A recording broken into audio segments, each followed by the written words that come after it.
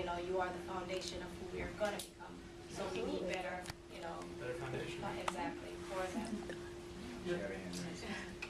Hi everyone, my name is Nancy Henriquez, the president of Student Government Association, and I'm very happy to actually have been invited to this by Teddy and Corey, who I met yesterday.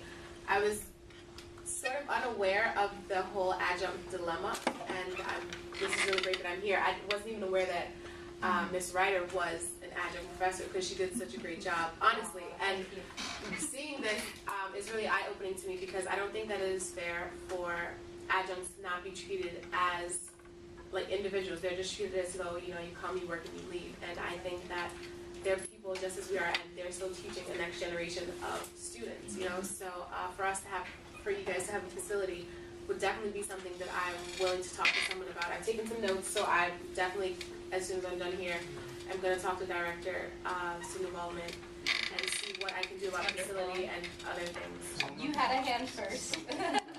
We'll get to all of you. For the adjunct professors, some of them are good, some of them are bad. Everyone does an evaluation on them, right? Right. So, Supposedly, they're supposed to, however, sometimes it doesn't happen. well, either way, you can go on ratemyprofessor.com. It's a good site, by the way. Anyway, well, for like the bad adjunct professors, I don't like they just can them and get rid of them, and then for the good ones, like, you know, give them a full-time job here. That's what we'd like to see happen, but financially, it's not doable right now. But I know you had your hand raised, but can I just address like the canning the bad professors? You know, no, because there is a process, and student evaluations are not the only thing, because occasionally, you know, you have good professors that, you know, like you said, maybe had a bad day, that rubbed a student the wrong way, and, you know, that, you know. There's never any problem getting rid of a bad adjunct. You can't get rid of a bad full-time teacher. There are full-time teachers who stop the semester after Thanksgiving and stop it after spring break and give everybody A's. All right? And if adjuncts did that, they'd be immediately fired. All right? So you get rid of adjuncts, that's not a problem. Here are the things. Full-time people and the administrative staff near the top of pay in the state university system for community colleges. Adjuncts are third from the bottom. Adjuncts get no health care benefits. They have health care benefits at adjuncts at Suffolk County Community College, at CUNY. We have health care benefits. We don't get it at this college. All right? We don't get it. All right? It's in the contract.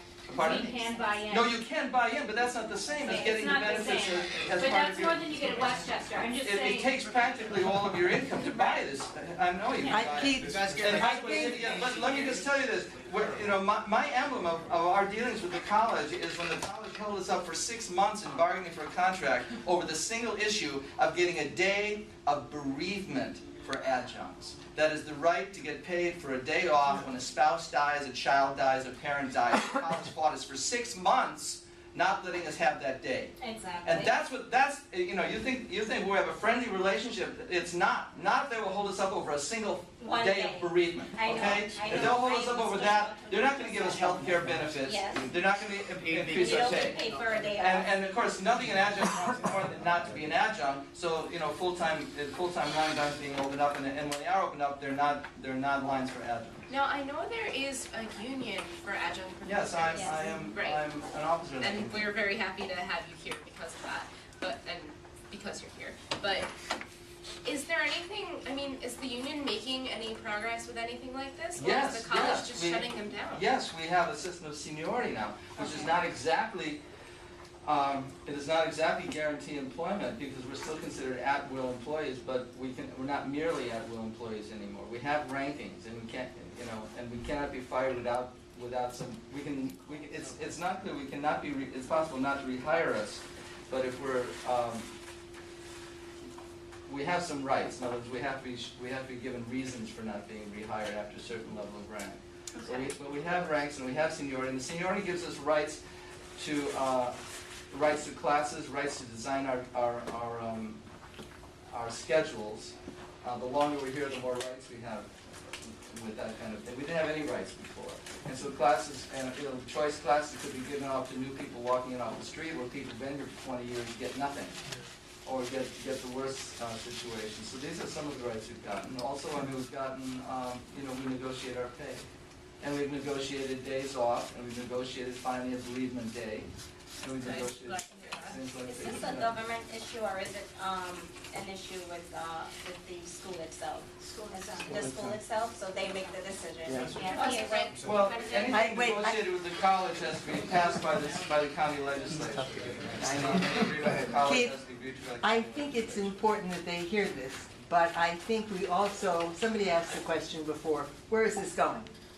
You know, God grant me the wisdom to know the difference between what I can do and what I can't do.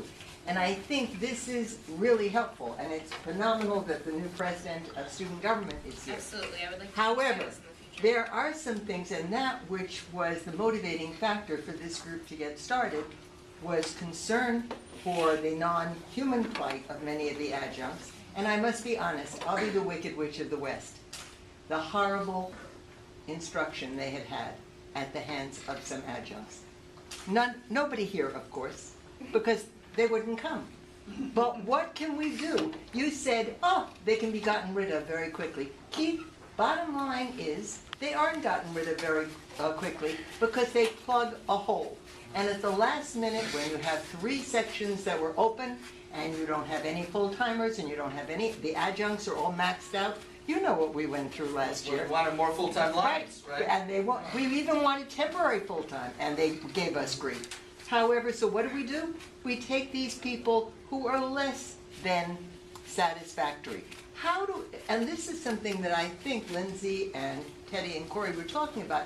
How do we talk about policing ourselves? Not they're doing it for us, but making sure that the level of adjunct instruction is what you all do.